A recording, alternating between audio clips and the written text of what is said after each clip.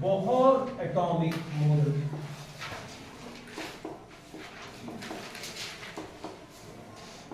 Atomic model energy जो होती है इलेक्ट्रॉन की वो कैसी होती है? नेगेटिव। नेगेटिव एनर्जी का मतलब भी मैंने समझाया था आपको, why this energy is negative, how it is negative, पूरा मैंने एक्सप्लेन करके आपको बताया था। ठीक है बेटा, ये बात समझ में आ गई थी कि एनर्जी नेगेटिव कैसे होती है? कोई बच्चा बताएगा हाउ एनर्जी इज नेगेटिव? कोई बच्चा एक्सप्लेन कर पाएगा एनर्जी नेगेटिव कैसे होती है? पढ़ते तो नहीं, फिर कहां से एक्सप्लेन कर दोगे भाई? इनफाइनाइट पर इलेक्ट्रॉन की एनर्जी क्या कंसीडर की गई है? जीरो। क्या मानी गई है? Zero. At infinite energy of the electron is supposed to be zero. और जब इलेक्ट्रॉन न्यूक्लियस की ओर को मूव करेगा during the formation of atom, तो अट्रैक्शन होगा, अट्रैक्शन में एनर्जी रिलीज होगी तो जीरो से कम होगी। जीरो से कम का मतलब माइनस। एनर्जी के मैंने कुछ फार्मूले बताए थे, मैं फिर से वो फार्मूले लिख रहा हूँ, आप भी लिख रहे हैं। ई देखो इतना धीरे धीरे पढ़ा रहा हूँ, इतना एक्सप्लेन करके पढ़ा रहा हूँ, फिर भी आप 5 नंबर 2 नंबर 3 नंबर ऐसे नहीं चलेगा। एनर्जी के लिए फर्स्ट फार्मूला माइनस, बोलो मेरे साथ, 13.6 z square upon n square electron volt पर एटम। ये फार्मूला याद भी हो जाना चाहिए। ठीक है, दूसरा क्या फार्मूला था भाई? En is equal to minus, बोलो जल्दी, 1.8 इसे पावर में ले जाइए into z square upon n square joule per atom. En minus 1312 z square upon n square kilo joule per atom. तो these 3 फॉर्मूलेस मैंने आपको बताए। ठीक है बच्चों, है ना? बता दिए थे फार्मूले भाई। बोर्ड की तरफ लुक एट द बोर्ड। फिर मैंने आपको पोटेंशियल एनर्जी के फार्मूले बताए थे। शाबाश, पोटेंशियल एनर्जी किसको याद है फार्मूला? माइनस काइनेटिक एनर्जी का बचे प्लस कर लेंगे जेड स्क्वायर अपॉन 2। जेड को क्या कहते हैं? Atomic number. एटॉमिक नंबर जानते हो? Number of proton. Total energy के लिए क्या किया था? इसी में माइनस लगा दिया था। ई इलेक्ट्रॉनिक चार्ज 2, वही मैथ वाला 2 है भाई, आर रेडियस। ये फॉर्मूले कहां पर यूज किए थे? किस सिस्टम में? सीरीज सिस्टम में। कमाल की इंटरेस्टिंग बात कि भाई ये सारे फॉर्मूले खुद बोस ने ड्राइव किए और उनकी हेल्प एक इंडियन साइंटिस्ट ने की। किसने हेल्प की? Indian scientist. ठीक है, बोस नाम से एक इंडियन साइंटिस्ट हुए हैं। ठीक है, उनके नाम पर एक पार्टिकल भी है, बोसोन। बोसोन। और बोस ने आइंस्टाइन के साथ काम किया है। किसके साथ? आइंस्टाइन के साथ भी काम किया बोस। Bose Einstein theory. तो भाई यहां पर ये फार्मूले सीजीएस सिस्टम के। एमके सिस्टम के लिए कुछ मैंने चेंज किया था। You know what is MKS system? Metre kilogram second system. MKS system. MK system के एनर्जी के फार्मूले जरा मैं लिख देता हूं इस टर्म में, जेड की टर्म में। तो क्या फार्मूले बताए थे बच्चों? पोटेंशियल एनर्जी के लिए क्या फार्मूला था? Minus four 5 epsilon 0 into R. Epsilon 0 या एप्सिलॉन नॉट।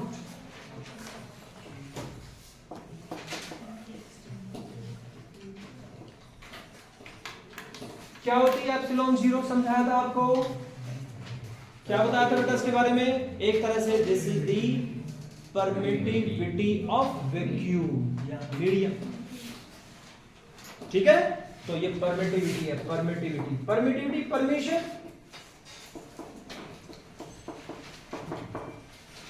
Of vacuum. ऐसा समझ लें कि भाई लाइट इस रूम के अंदर आना चाहती है, ये मैंने पर्दे लगा रखे हैं, ठीक है। तो ये पर्दे इस लाइट को रूम के अंदर आने की कितनी परमिशन देते हैं, कितनी लाइट को परमिट करते हैं, ठीक है, दैट इज परमिटिव। और ये बच्चे काइनेटिक एनर्जी का फार्मूला जल्दी से बताइए कैसे बनाएंगे, क्या करते हैं उसके लिए। देखो यहाँ पे क्या किया था, 2 से डिवाइड, तो इसे भी जब 2 से डिवाइड करूंगा तो ये कितना हो जाएगा, z² 8 pi epsilon not into r, और बेटा प्लस में होगा। टोटल एनर्जी के लिए क्या फार्मूला मिल जाएगा, माइनस अपॉन 8 पाई। तो भाई ये फार्मूले आप उसी हिसाब से अप्लाई करेंगे जैसे जिस बेस पर आपके ऑप्शंस बने होंगे, ये लर्न हो जाएंगे। आज ये फार्मूले और भी फार्मूलेस आएंगे, उनको भी आपने लर्न करना है। इसमें मेन चीज फार्मूले, जब फार्मूले याद होंगे तो क्वेश्चन सोल्व हो जाएगा। आगे चलते हैं नेक्स्ट पॉइंट पर। नेक्स्ट पॉइंट इज, हटा हमको एनर्जी के बाद the next point is radius of the shell. जिस शेल में इलेक्ट्रॉन, जिस ऑर्बिट में इलेक्ट्रॉन रिवॉल्व कर रहा है, तो यहां पर आपने हेडिंग बना देना है रेडियस ऑफ द शेल और ऑर्बिट।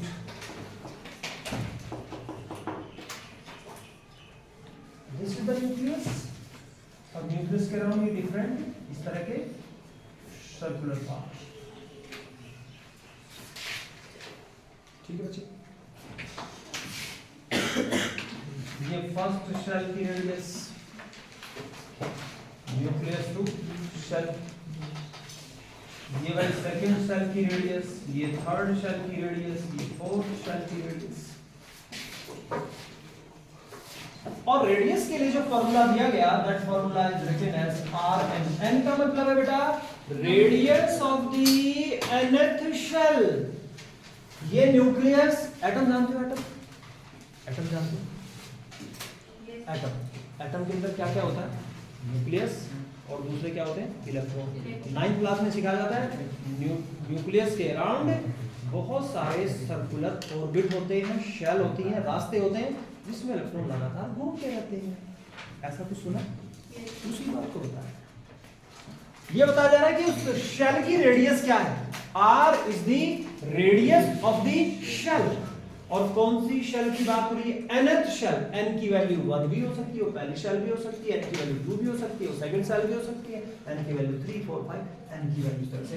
फार्मूला क्या है, 0.529 into n square upon z। Armstrong में फार्मूला है, Armstrong is the unit of distance 10 की पावर माइनस 10 होता है। 0.529 into n स्क्वायर आर्मस्ट्रॉन्ग में है, और बेटा divided by z। z is the atomic number, n is the shell number. n क्या है, शेल नंबर, ठीक है। अब आपसे कहा जाता है, क्वेश्चन लिखिए फटाफट से, what is the radius of the, what is the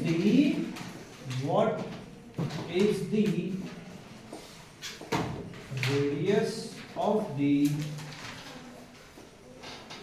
second, third and fourth shell of hydrogen, fourth shell of hydrogen। Hydrogen के लिए सेकेंड, थर्ड और फोर्थ शेल की रेडियस बताएं। की पॉइंट में साइड में सोल्व करें, यहां पर जो जगह करवा रहा हूं हमारे पेज पर, वहां पर न्यूमेरिकल करने हैं, फार्मूले वहीं पर लिखने हैं। तो बोलो भाई, फर्स्ट शेल, सेकंड शेल की n की वैल्यू कितनी लेंगे, what the value of n। Second shell के लिए n की वैल्यू 2, थर्ड शेल के लिए n की वैल्यू 3, फोर्थ शेल के लिए n की वैल्यू 4। तो n की वैल्यू मैंने ले ली कितनी, 2r2। 0.529 into n कितना बचो, 2 का स्क्वायर। हाइड्रोजन की बात हो रही है, किसके लिए बात कर रहे हैं, हाइड्रोजन। हाइड्रोजन के लिए z कितना होता है, 1। तो बेटा ये 1 ही रहेगा, तो क्या आंसर आ जाएगा, 0.529 into 4 आर्मस्ट्रॉन्ग। कितने बच्चों को मेरी बात ठीक से समझ में आ गई? बोलो भाई, कितने बच्चे समझ गए इस बात को ठीक? 9 दिया जाएगा। R1 किसके लिए? हाइड्रोजन के लिए 0.529 एंगस्ट्रॉम। इसको बेटा R नोट लिख लेते हैं। क्या लिख लेते हैं? R note. What is R naught? Anywhere if you use the term R naught, this is the radius of the first shell of hydrogen. और इसकी वैल्यू कितनी होगी? 0.529। अब सर इस फार्मूले को देखिए इस फार्मूले को, कंपटीशन का क्वेश्चन बता रहा हूं आपको। इस फार्मूले में 0.529 है, इसको क्या लिखा जा सकता है? R naught। लिख सकते हैं क्या R naught? तो क्या फार्मूला बन जाएगा बच्चे? Rn is equal to R naught into N square upon Z angstrom. This is the formula to find the radius of an atom.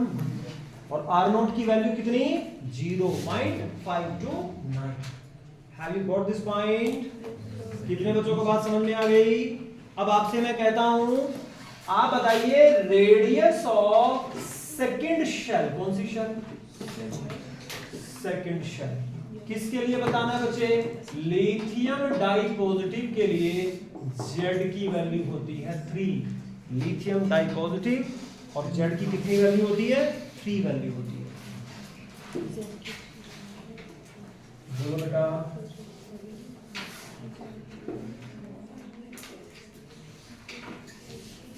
Z की क्या वैल्यू होती है बेटा?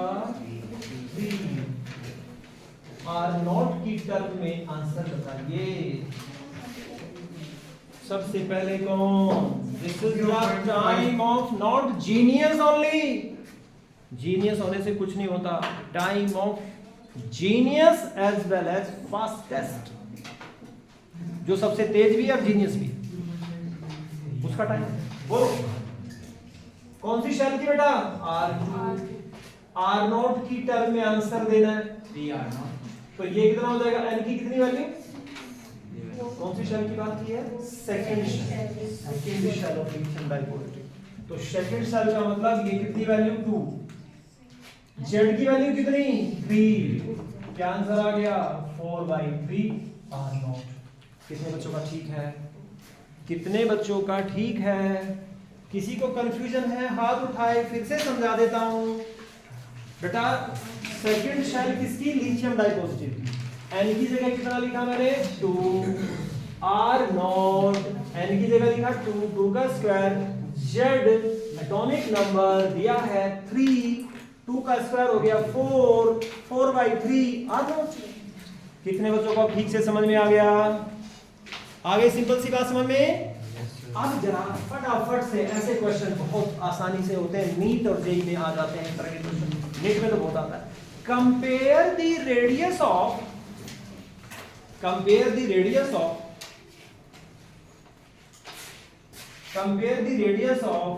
First, second and third shell of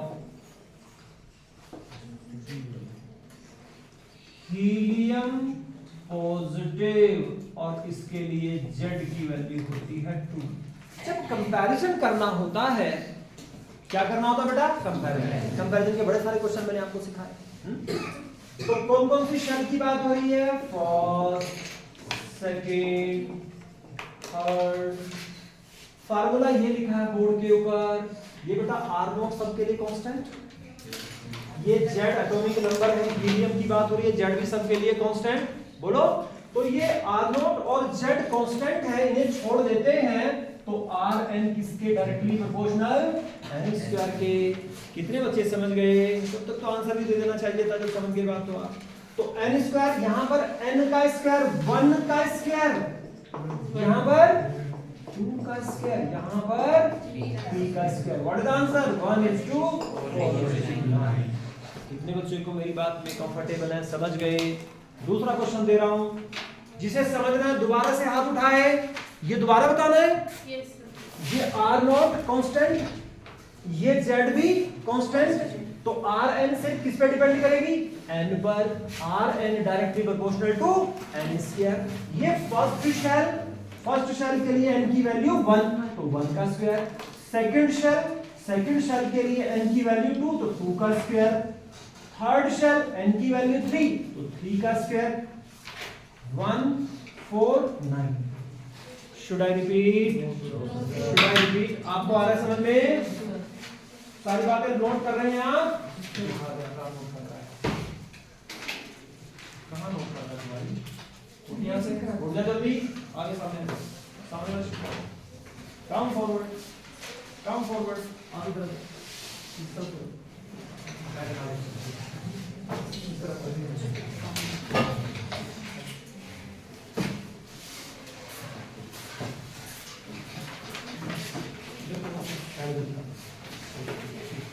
अब मैं दूसरा question दे रहा हूं। कंसेप्ट कितने बच्चों को समझ में आ गई? आर एन कंपैरिजन करना है तो क्या लिखेंगे? R N directly proportional to N square. अब मैं दे रहा हूं बेटा यहां पर आपको बात कर रहे हैं किसकी? Lithium die positive. जेड कितना? 3। जेड कितना? 3। कंपैरिजन करवा रहा है बच्चे R3 R4 R5 R6। देखिए किसका आंसर सबसे पहले आता है? ये तो चीज सीखनी है कंपटीशन के लिए सर। 6 16 25 निकाल के बोर्ड उस पे बोर्ड 9 16 25 और 30। ये कितना? 3 का स्क्वायर। पहले थोड़ा सा दिमाग कैसे लगा? ये कितना? 4 का स्क्वायर 5 का स्क्वायर 6 का स्क्वायर टू सिंपल। कितना? 9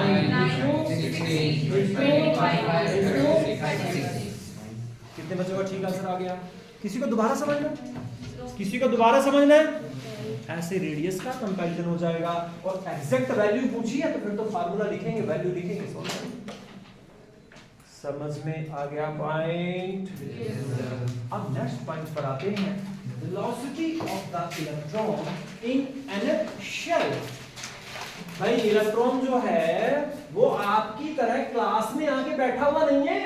क्या कर रहा है वो? लगातार कंटिन्यूअसली रिवॉल्व कर रहा है। तो रिवॉल्व कर रहा है तो उसका मतलब उसकी कोई स्पीड भी होगी ना, ठीक है? तो नया हेडिंग बना रहे हैं velocity of electron in the nth shell. क्या हेडिंग बनाया? वेलोसिटी ऑफ इलेक्ट्रॉन या स्पीड ऑफ इलेक्ट्रॉन। वेलोसिटी और speed of electron in nth का मतलब समझ रहे हो? nth shell, nth shell, nth orbit, nth energy level. Formula बताते हैं बेटा इसके लिए। Vn ये नए पॉइंट है, आगे 1 2 3 4 5 से चलता जा रहा है। Vn is equal to 2.188 होता है, मैं उसको राउंड ऑफ करके 2.19 लिख रहा हूं into 10 raised to the power 6 Z by n meter per second. This is the formula to find the velocity. What is Z? What is Z? What is n? Number of shell. ठीक है। और पहला question लिख रहे हैं भाई what is the speed of electron in third shell of lithium 2 positive, Z is given 3।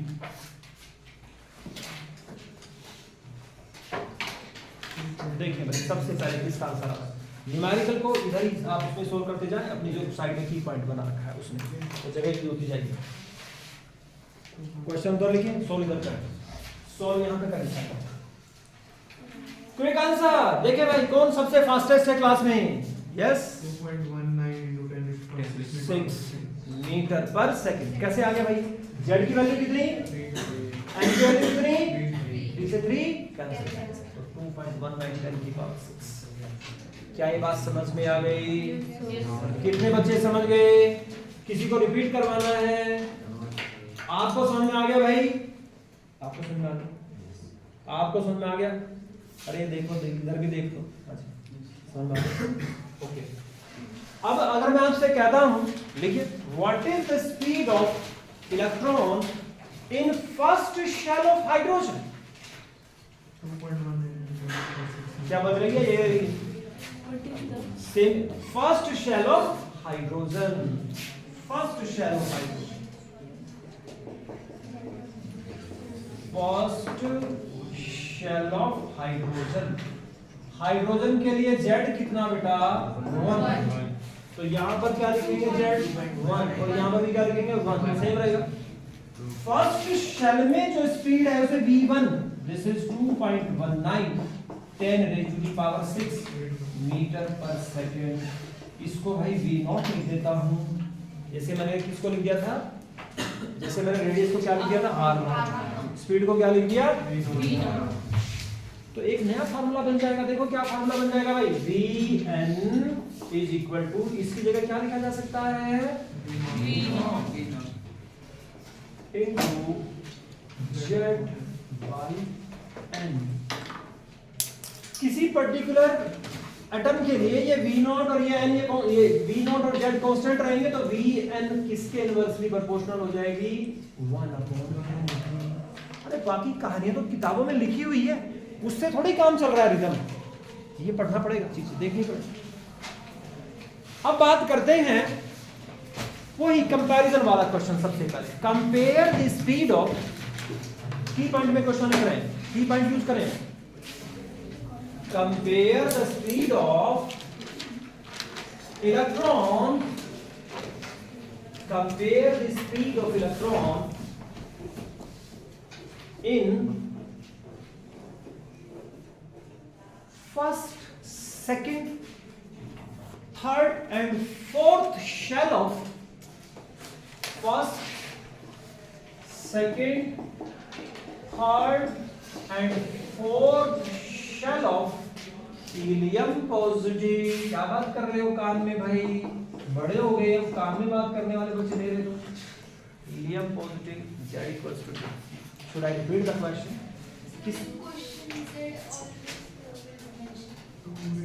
Z will be mentioned in the question, but you don't use Z.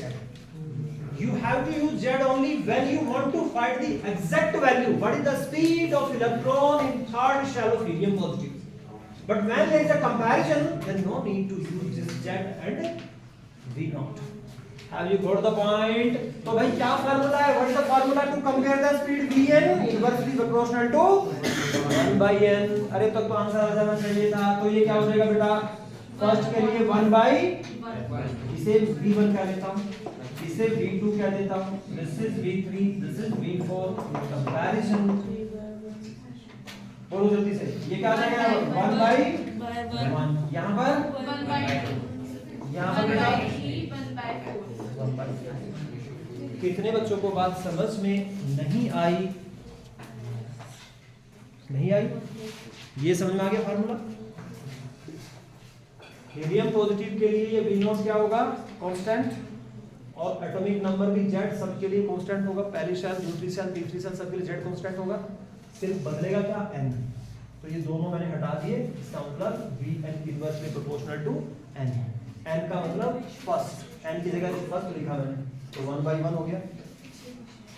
नहीं, second लिखा तो क्या हो गया? 1/2। थर्ड सेल के लिए 1/3, फोर्थ के लिए 1/4। बाकी चीजें तो कॉमन है, कैंसिल हो जाएंगे। अब आ गया समझ में? किसी को फिर से रिपीट कराना है? यार ये तो बड़े आराम से क्लास में बैठता लड़का है, तो बिल्कुल लाइट हो गया। चल वहां पे उठ जाए, हम उसके पास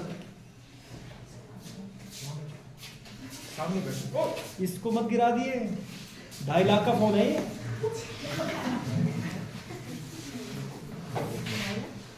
2.5 लाख चोरी करने की मत सोचना।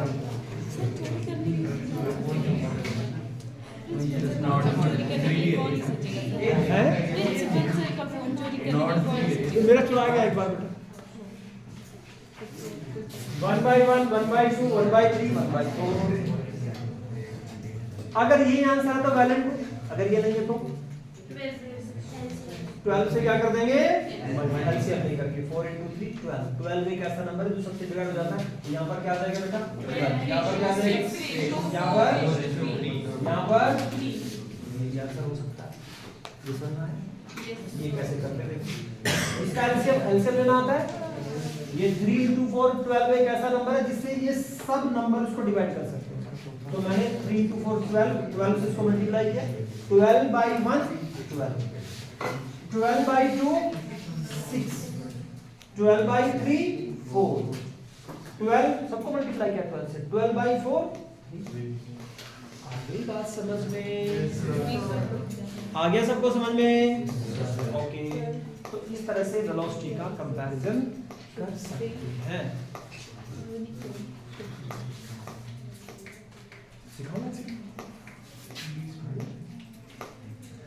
एक और क्वेश्चन फिर आगे से compare the speed of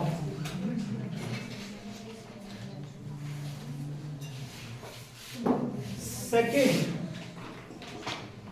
fourth and sixth shell of second, fourth and sixth shell of lithium dipositive आता है Li2 positive atomic number bracket में दिया रहता है 3। देखिए भाई किसका आंसर आता है।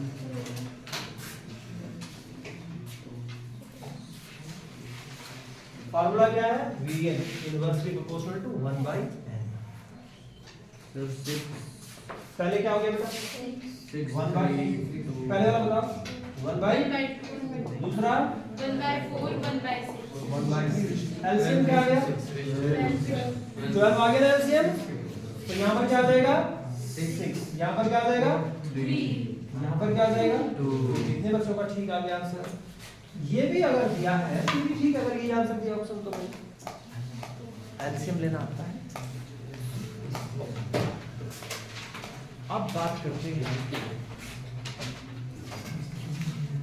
बच्चा नहीं रहा बेटा बड़ा हो गया। आज सीसी में जाके मेरा मुंह देखना। छोटा बच्चा नहीं है नर्सरी केजी में नहीं है बेटा बड़ी क्लास में 11th क्लास। इलेक्ट्रॉन जब तक किसी शेल में रिवॉल्व करेगा उसकी मर्जी है कब तक रिवॉल्व करेगा बिना किसी एनर्जी को लूज किए इनफाइनाइट टाइम तक इलेक्ट्रॉन किसी शेल में रिवॉल्व करता है। शेल को कहा जाता है स्टेशनरी शेल। स्टेशनरी शेल का मतलब होता है भाई कि जो शेल है जो रास्ता है वो फिक्स है वो रुका हुआ है। अरे रास्ते चलते हैं क्या कभी। अगर मैं ये कहूँ कि भाई ये रास्ता यहाँ से चंडीगढ़ जाता चलता है क्या रास्ता नहीं तो तुम चलते हो रास्ते के ऊपर। तो रास्ता इज स्टेशनरी रुका हुआ है रास्ता। तो इन शेल को हम क्या कहते हैं स्टेशनरी शेल। तो बेटा ये नया पॉइंट है।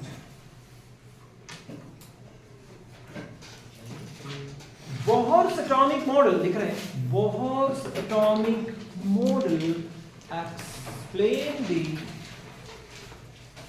explain the spectrum of hydrogen। यही तो समस्या थी हमारे सामने। बोहर्स BOHR बोहर्स लिखो Bohr's atomic model explain spectrum of hydrogen. इसको एक्सप्लेन कर देता बेटा बड़े प्यार से बड़े अच्छे से एक्सप्लेन करता है स्पेक्ट्रम ऑफ हाइड्रोजन। कैसा स्पेक्ट्रम था हाइड्रोजन का डिसकंटीन्यूअस। डिसकंटीन्यूअस स्पेक्ट्रम कैसा होता है रेनबो देखा है रेनबो इंद्रधनुष देखा है कितने कलर होते हैं उसमें विप्योर। वो जो 7 कलर दिख रहे हैं ना बेटा उन 7 कलर के बीच में कोई ब्लैक या डार्क रीजन नहीं होता। पहले आपको दिख रहा है रेड के साथ में दिख रहा है ऑरेंज सारे कलर एक दूसरे के पास पास दिख रहे हैं रेनबो बना हुआ। ये सबको बता आपको समझा वो रेनबो बना तो उस रेनबो में किन्हीं भी 2 कलर के बीच में अंधेरा नहीं है डार्क रीजन नहीं है। ऐसे स्पेक्ट्रम को कहते हैं कॉन्टिन्यूअस। क्या कहते हैं इसे? और अगर इनके बीच में अंधेरा हो, दो कलर के बीच में, रेड फिर अंधेरी रात, फिर ऑरेंज, फिर अंधेरी रात, फिर कोई दूसरा कलर, तब इसे कहते हैं, क्या कहते हैं इसको? डिस्कंटिन्यूअस स्पेक्ट्रम। कितने बच्चे समझ रहे हैं इस बात को भाई? कॉन्टिन्यूअस डिस्कंटिन्यूअस पहले से बताया हुआ। तो रदरफोर्ड का मॉडल क्या एक्सप्लेन नहीं कर पाया था? रिदम जी क्या नहीं एक्सप्लेन कर पाया था? डिस्कंटिन्यूअस स्पेक्ट्रम ऑफ हाइड्रोजन इन्होंने एक्सप्लेन किया। कैसे एक्सप्लेन किया बोहर ने? देखो यहाँ पर उसी की एक्सप्लेनेशन बता रहा हूँ भाई। ये न्यूक्लियस के around different energy levels, shell कहां तक जाएंगे? इंफिनिटी तक जाएंगे। शेल कहां तक है? अंतहीन shell, no end at all, n is equal to infinity. अब एक इलेक्ट्रॉन है बेटा, वो इस शेल में रिवॉल्व कर रहा है। इस शेल का नाम है फर्स्ट शेल। यहां पर n equal to 1, n means shell number, यहां पे 2, ये 3, ये 4, ये 5, ये 6। देखो जेई का नीट का क्वेश्चन दिखेगा इसमें, बोर्ड के ऊपर दिखेगा। इलेक्ट्रॉन, अच्छा हाइड्रोजन में कितने इलेक्ट्रॉन होते हैं?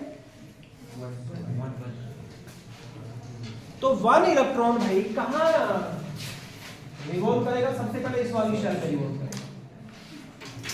इलेक्ट्रॉन उस शेल में रिवॉल्व करते हैं जहां पर उनकी जिस शेल की एनर्जी सबसे कम होती है।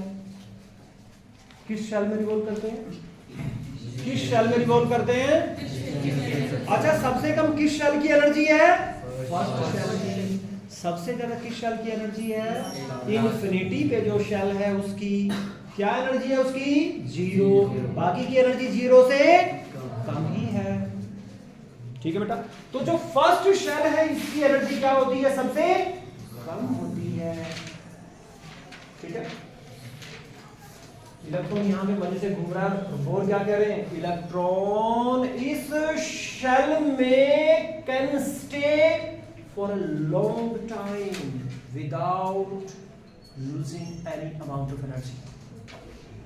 इलेक्ट्रॉन इस शेल में इंफिनिटी टाइम तक रह सकता है बिना कोई एनर्जी वेस्ट किए।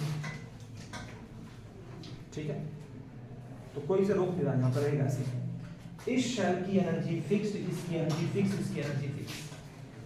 समझाने के लिए बता, मैंने मान लिया इस शेल की एनर्जी 1 इलेक्ट्रॉन वोल्ट है। कितनी है? इसकी है 2 इलेक्ट्रॉन वोल्ट, इसकी है 3 इलेक्ट्रॉन वोल्ट, इसकी 4, ऐसे एनर्जी दी। ठीक है बेटा। अब जब भी इलेक्ट्रॉन यहां पर रिवॉल्व कर रहा है, ऐसे कोई टेंशन नहीं है, ऐसे रिवॉल्व किया जा रहा है। अब इसे बाहर से, इसको मैं क्या देता हूं? इसे बाहर से कुछ रेडिएशन देता हूं। क्या देता हूं उसको? बाहर से इसको कुछ एनर्जी देता हूं। एनर्जी किस फॉर्म में होती है बेटा? In the form of small brackets. उस स्मॉल ब्रैकेट का नाम क्या है? फोटॉन। अब ये क्या करेगा? फोटॉन तो बहुत सारे दिए जा रहे हैं, लेकिन ये उस फोटोन को एब्जॉर्ब करेगा जिस फोटोन को एब्जॉर्ब करने से इसकी एनर्जी या तो सेकंड शेल के इक्वल हो जाए, या थर्ड शेल के इक्वल हो जाए, या फोर्थ शेल के इक्वल हो जाए, फिफ्थ के इक्वल हो जाए, सिक्स्थ के इक्वल हो जाए। मैं यहां पर सब की लिख रहा हूं। 5 इलेक्ट्रॉन वोल्ट, 6 इलेक्ट्रॉन। अब मैंने बाहर से बेटा इसके ऊपर एक फोटोन डाला। दिमाग से काम लीजिएगा, समझने की कोशिश कीजिएगा। रिदम देख इधर। सब बच्चे शिकायत करने लगे, सर रिदम रिदम करते रहते हो, ये हमारा क्या होगा? तो यहां पर अब देखिए, बात समझिए। अब मैं यहां पर कुछ फोटोन डाल रहा हूं बेटा, देखो। एक फोटोन डाला, 1 इलेक्ट्रॉन वोल्ट एनर्जी। कितने इलेक्ट्रॉन वोल्ट एनर्जी का? एक डाला 1.5 इलेक्ट्रॉन वोल्ट एनर्जी, एक डाला 2.5 इलेक्ट्रॉन वोल्ट एनर्जी, एक मैंने डाला 2 इलेक्ट्रॉन वोल्ट एनर्जी, एक मैंने डाला 3 इलेक्ट्रॉन वोल्ट एनर्जी, एक डाला 3.5 electron volt energy, 1.25 electron volt energy, 1.80 electron volt energy. समझदार बच्चे आंसर देंगे। ये सिर्फ 3 इलेक्ट्रॉन को एब्जॉर्ब करेगा। जिन इलेक्ट्रॉन को एब्जॉर्ब करने के बाद इसकी एनर्जी किसी हायर एनर्जी की, किसी हायर शेल की एनर्जी के इक्वल हो जाए। ये 1 इलेक्ट्रॉन वोल्ट है इसकी, इसे ये फोटोन मिल गया 1 इलेक्ट्रॉन वोल्ट का। 1 इलेक्ट्रॉन वोल्ट अपनी थी, 1 इलेक्ट्रॉन वोल्ट और मिल गई। अब कितनी एनर्जी होगी इसकी? अब 2 इलेक्ट्रॉन वोल्ट एनर्जी का फोटोन यहाँ पे नहीं रह सकता। वो किस में रहेगा? सेकंड शेल में। क्यों? क्योंकि फर्स्ट शेल की एनर्जी है 1 इलेक्ट्रॉन वोल्ट, 1 इलेक्ट्रॉन वोल्ट इसने एब्जॉर्ब कर ली। अब ये कौन सी शेल में चला जाएगा? सेकंड। बात समझ रहे हो? इस 1.5 इलेक्ट्रॉन वोल्ट वाले को एब्जॉर्ब करेगा या नहीं करेगा? क्या इसको एब्जॉर्ब करेगा? क्यों नहीं करेगा? क्योंकि 1.5 इलेक्ट्रॉन वोल्ट का एब्जॉर्ब करके इसकी 1 है तो इसकी कितनी हो जाएगी? 2.5। 2.5 की कोई शेल दिख रही है यहाँ पे? 2 और 3 के बीच में कोई ऐसी शेल है ही नहीं, इसलिए इसे एब्जॉर्ब नहीं करेगा, इसे करेगा। अच्छा जी, इसे 2.5 वाले को करेगा? क्यों नहीं करेगा? क्योंकि भाई 2.5 एक इसके पास है, कितनी हो जाएगी? 3.5। तो क्या ये अब 3.5 वाली कोई शेल है क्या? होती तो चला जाता उसमें, तो इसे ही नहीं करेगा। इसे 2 वाले को करेगा? 2 वाले को करके कहाँ जाएगा? थर्ड शेल में। यहाँ से कहाँ पहुंच जाएगा? थर्ड में। पहले कहाँ पहुंचा था? सेकंड में। अच्छा जी, ये 3 वाला भी कर लिया। 3.5 वाले को करेगा? 1.25 वाले को करेगा? 1.8 को करेगा क्या? 4 इलेक्ट्रॉन वोल्ट वाले को करेगा क्या? बताइए कहाँ जाएगा? जिसकी 5th है उसमें चला जाएगा। 3 इलेक्ट्रॉन वोल्ट वाले को करके 4 में चला गया था, ठीक है। अच्छा मैं एक और लिख रहा हूँ, एक 5 इलेक्ट्रॉन वोल्ट वाला है, बोलो 6। कौन सी हो जाएगा भाई? 6, जिसकी एनर्जी 6 है। ये बात कितने बच्चे समझ गए ठीक से? मतलब इलेक्ट्रॉन भी इतना समझदार है, उसको भी पता है क्या खाना है क्या नहीं खाना, क्या खाना है क्या नहीं खाना है, इसको भी पता है। एक गाड़ी है डीजल की, एक है पेट्रोल की। उन गाड़ियों को भी पता है कि हमने पेट्रोल से चलना है या हमने डीजल से चलना है। डीजल वाली में जरा पेट्रोल डाल के देखो आप, या पेट्रोल वाली में डीजल डाल के देखो। हमारी गाड़ी ऐसी है, इसे पता ही नहीं क्या खाना है क्या नहीं खाना। जो जी में आ रहा है खाए जा रहे हैं। इतनी बीमारियां हमने खड़ी कर ली because of our eating habits. अब चलिए, अब दूसरी बात समझिए। इलेक्ट्रॉन यहां से इस शेल में जंप लगाता है और हायर शेल में बहुत थोड़े से टाइम के लिए रुकता है। वो जो टाइम निकाल के देखा गया वो बड़ा थोड़ा टाइम था। आप कहोगे सर मजाक ही कर रहे हैं, ये कोई टाइम है? 10 की पावर -8 से 10 की पावर -16 सेकंड, लगभग इतने टाइम के लिए हायर शेल में रुकता है, खाता है, पीता है, मौज करता है और फिर से अपनी ओरिजिनल शेल में वापस आ जाता है। कहां पर वापस आता है? जहां से चला जाता है। जब ये इलेक्ट्रॉन यहां से जंप लगा के यहां पर गया और फिर वापस आया, तो जो एक्स्ट्रा अमाउंट ऑफ एनर्जी इसने एब्जॉर्ब किया था, उस अमाउंट ऑफ एनर्जी को रिलीज करता है। और कितने एनर्जी का फोटोन रिलीज करेगा? 1 इलेक्ट्रॉन। वही एब्जॉर्ब किया तो वही रिलीज कर दिया। बात समझ लो? तो बेटा जो एनर्जी है डेल्टा ई, इससे को क्या कर दी है? H nu equals to hc upon lambda. तो लैम्डा इज इक्वल टू, लिख रहे हैं बोर्ड पे, बोर्ड से लिख रहे हैं, बोर्ड पे बोर्ड से लिख रहे हैं, hc upon delta E. h तो कांस्टेंट है, c भी कांस्टेंट है, डेल्टा ई डिफरेंट है। जब ये यहां से यहां वापस आया तो डेल्टा ई एनर्जी का फोटोन निकाला भाई, 1 इलेक्ट्रॉन वोल्ट एनर्जी का फोटोन निकाला, तो वेवलेंथ कुछ अलग आएगा। अच्छा चलिए, यहां से इसमें गया 2 इलेक्ट्रॉन, तो कितने इलेक्ट्रॉन वोल्ट एनर्जी का फोटोन निकालेगा? यहां पर एनर्जी कितनी है? 3। इसमें आना है तो एक्स्ट्रा एनर्जी कितनी है 2, उसको रिलीज कर देगा तो डेल्टा ई फिर चेंज हो गई। तो ये अलग वेवलेंथ का फोटोन फिर दोबारा से यहां से जब यहां आया अलग वेवलेंथ का फोटोन निकालेगा, यहां से यहां आया, बोलो कितनी एनर्जी का फोटोन निकालेगा?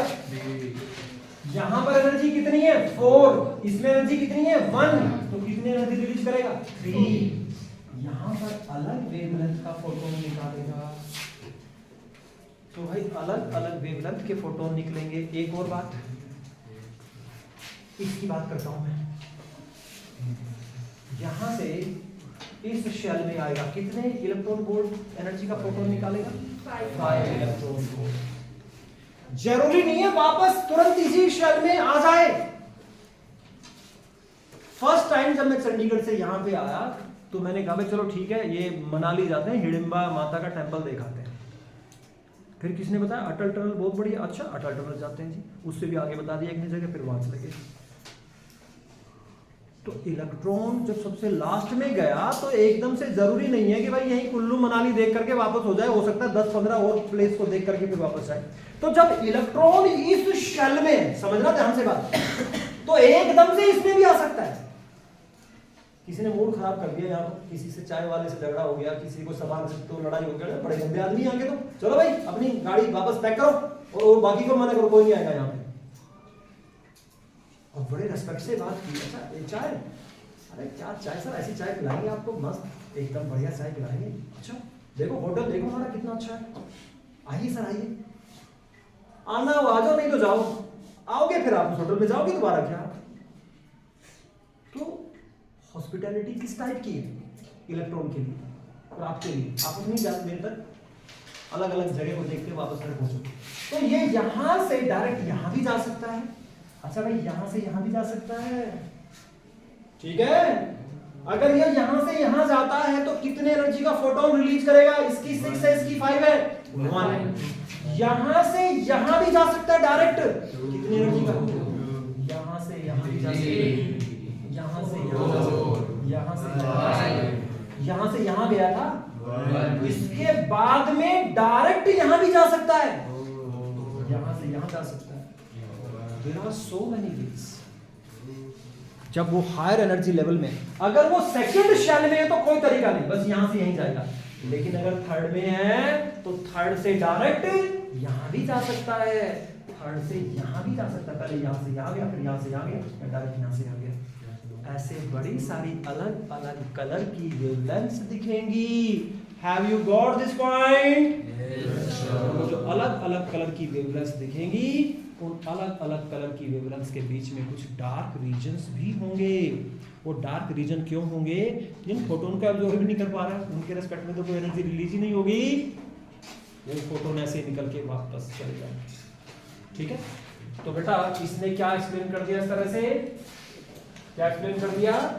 देखिए इसके ये बना करके इसे लिखिए जी। आपने वो क्या लिखा है 10⁻⁻⁸ 10⁻⁻16 second.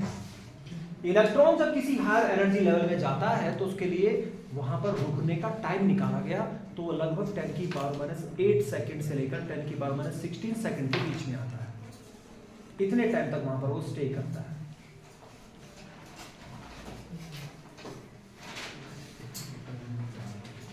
When electron absorb a photon, when an electron absorb a photon, when an electron absorb a photon, it jump in higher energy level. When an electron absorb a photon, ये नोट कर लिया यहाँ तो, it jumps in a higher energy level. It jumps in a higher energy level. Comma लगाइए। And finally return in its original state. And finally return in its original state by the emission of original state by the emission of EMISSION by the emission of photons of different wavelengths. Photons of different wavelength. Should I repeat? Should I repeat? And then return in its original state by the in its original state STATE by the emission of photons of different wavelengths. Photons of different wavelengths. So the spectrum of hydrogen is discontinuous.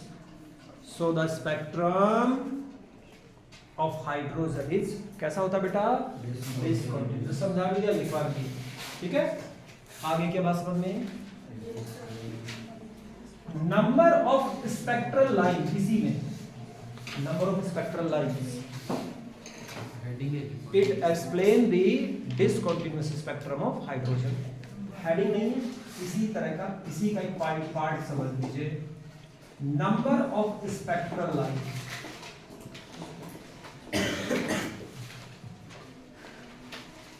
when an electron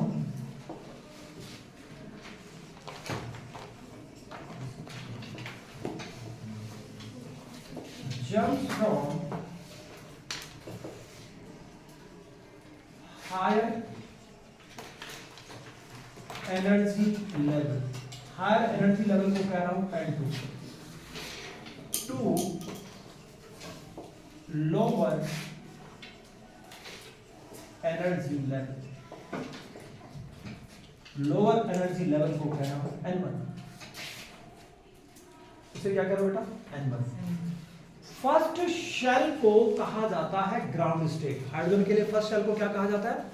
इस side में लिखिए, first shell for hydrogen is known as ground state.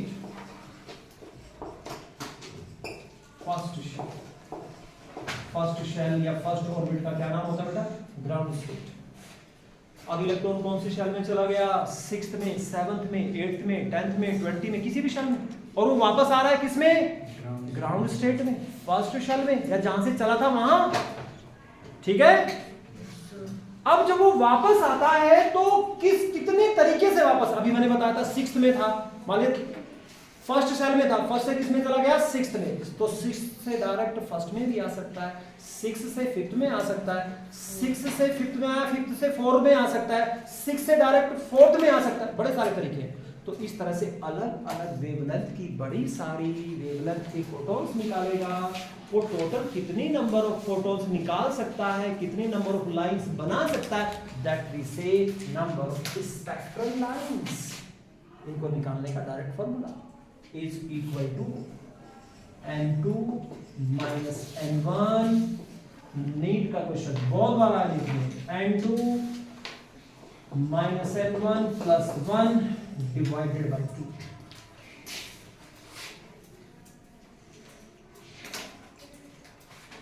N2 की value है 15, N1 की value है 10. Calculate the number of spectral lines. Calculate the number of spectral lines. क्या बताइए बच्चे? क्या पूछा उसने? इलेक्ट्रॉन हाइड्रोजन की 15वीं सेल में घूम रहा था, किसमें वापस आता है? 10th में. तो जब 15 से 10th में वापस आएगा तो डायरेक्ट 15 से 10th में वापस आएगा तो कितने नंबर ऑफ स्पेक्ट्रल लाइन निकालिए? ये रहा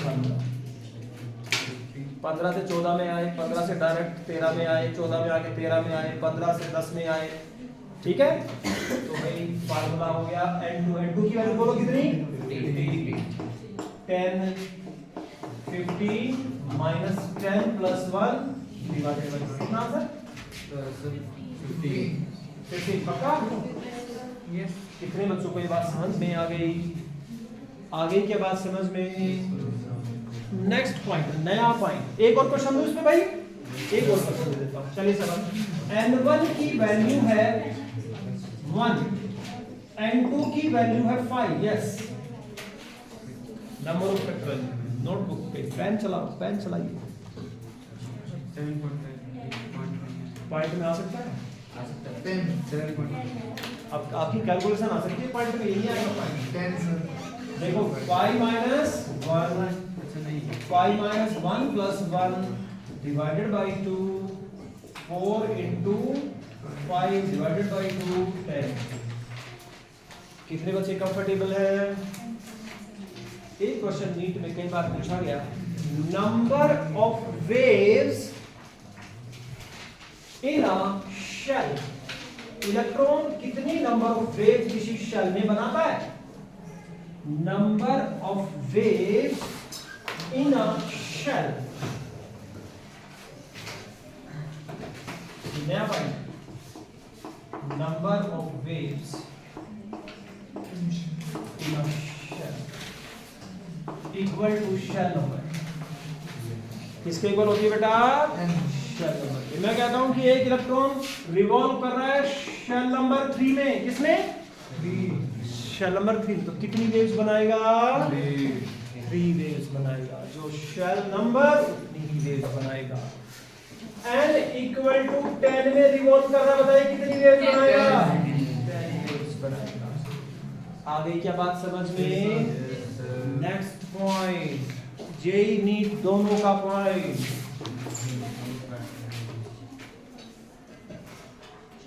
frequency